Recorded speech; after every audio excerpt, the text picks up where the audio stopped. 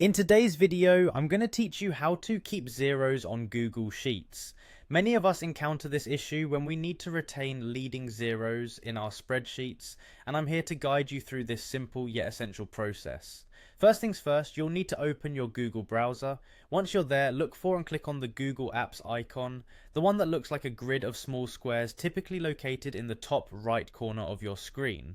This icon gives you quick access to all of Google's web-based applications. From the list of apps, you'll want to click on Sheets to open up Google Sheets. Now with Sheets open, it's time to select or open the specific spreadsheet you're working on. This could be a new or an existing one, either way the steps remain the same.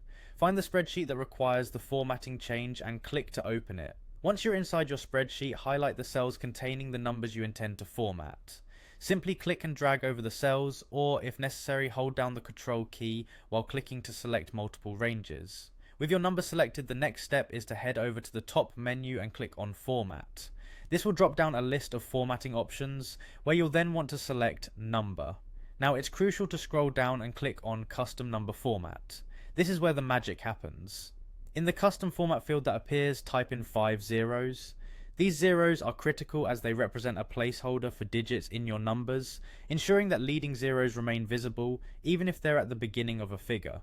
This custom format tells Google Sheets that you always want at least 5 digits to be displayed, 0 included. Finally, with your custom format entered, go ahead and click on Apply. This final step ensures your changes are saved and immediately applied to the selected cells in your spreadsheet. You'll see your numbers update to include any leading zeros, fitting the 5 digits overall format we just set. And there you have it. By following these straightforward steps, you can effortlessly maintain those necessary zeros for your specific needs in Google Sheets. Remember, this process can be adjusted depending on how many zeros you need simply by altering the number of placeholder zeros in the custom format field. I hope you found this walkthrough helpful.